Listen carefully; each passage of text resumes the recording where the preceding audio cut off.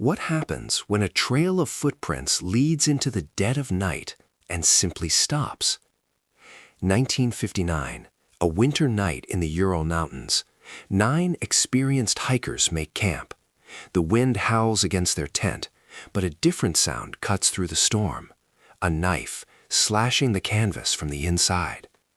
Bare footprints lead away from the shelter, a single orderly line heading toward the dark trees.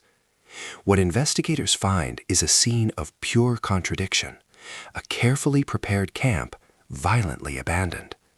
Bodies are later discovered scattered in the snow, some bearing injuries so severe they defy explanation. There was a force here, but no sign of a fight. The timeline shifts, a farmhouse in Bavaria, 1922. The air is still, but something is deeply wrong. One by one, the Gruber family and their maid are silenced. Yet for days after the murders, a presence remains. The cattle are fed, the stove stays lit, meals are prepared. A single set of footprints leads to the house through the snow, but none ever lead away. A killer who arrives becomes a caretaker and then vanishes into thin air, leaving behind only a chilling domestic silence. From a lingering presence, we turn to a complete absence. Somerton Beach, Australia, 1948. A man in a pristine suit is found resting against a seawall. His shoes are polished, but his pockets are empty, his identity scrubbed clean. The only clue is a hidden scrap of paper bearing 2 words, Tamam Shud. It is finished. The phrase torn from a rare book leads to an unbreakable code and dead-end phone numbers. No cause of death, no name, no history.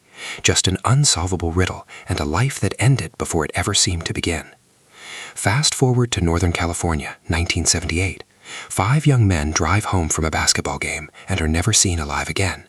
Their car is found abandoned on a remote mountain road, perfectly functional, with a quarter tank of gas. A trail leads miles through the snow to an empty forest trailer, filled with enough food and fuel to survive. But the supplies are untouched. The men were there, and then they were gone. A series of choices that make no sense, a path that leads only to a terrible, lingering hush. The same shadow falls across different maps, different decades. An investigator kneels in the snow, tracing the edge of torn canvas with a gloved finger. A radio hisses with static.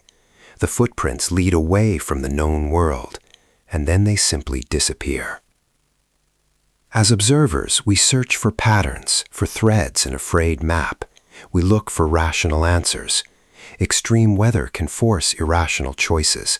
Human error can masquerade as mystery. Panic has a logic all its own. We entertain exotic theories, secret weapons, strange lights in the sky, because sometimes the simple truth feels impossible.